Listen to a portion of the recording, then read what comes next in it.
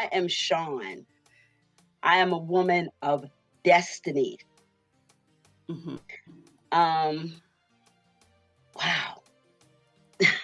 I'm a woman of destiny. I'm a woman of compassion, a woman on the go. And everybody I meet, I want to bring them on the go.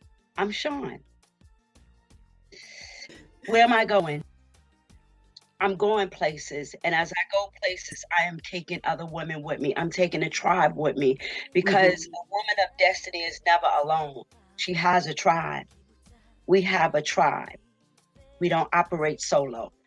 No, you don't work in silo. So I didn't do it alone.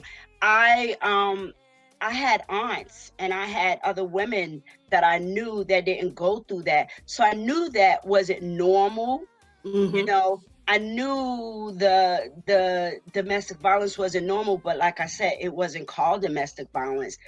So that wasn't normal, and it didn't feel normal, because it felt anything that make you feel uncomfortable, you know, it's not normal, or it shouldn't be normal. So it wasn't a normal feeling for me. So with that being said, I always knew that I wanted something else. I wanted something else, and I did not want to feel like I was walking on eggshells. Because if you feel that you're walking on eggshells, you know that's not a good feeling. It's not a normal feeling. So my drive was to make sure that I had things in place for me, and not to be able to go through the same thing that I went through growing up as a child. But that didn't happen. That didn't happen because somewhere along the line, I fell into domestic violence. I don't know how I fell into it. I cannot tell you. And I often say, and I often wonder, how did you fall into something that you said you would never be a part of? We just don't want to tell it. And that's okay too. Because for a long time, I didn't want to tell it. Yeah. A long time, I didn't want no one to know that Shawn went through this. You know, because I consider myself an upstanding woman. But even upstanding women go through things, go through domestic violence, go through all kind of other violence against women.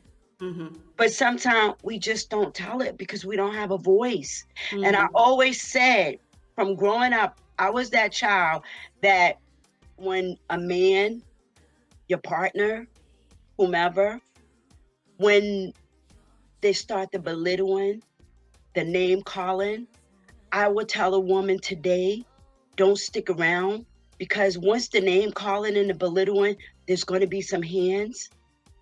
And if you could get out before that, you leave.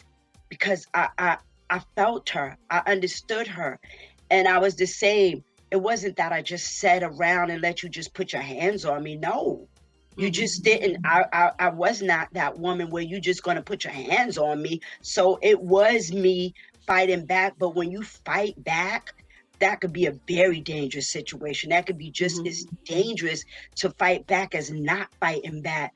So I believe when you start seeing certain signs, it's time to just say, you know what? This is not what I want. This is not, that's not love.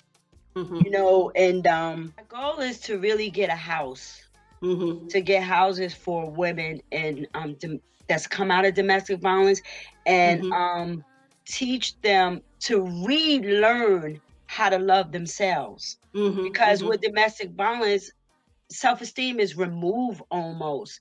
You know, we become void of who we are. We lost who we were, or where we were going before we ended up in domestic violence. So that's to get a house and to teach those skills again. And for some women that never had the skills, teach them new skills, and skills to, you know, be able to take care of themselves, life after domestic violence.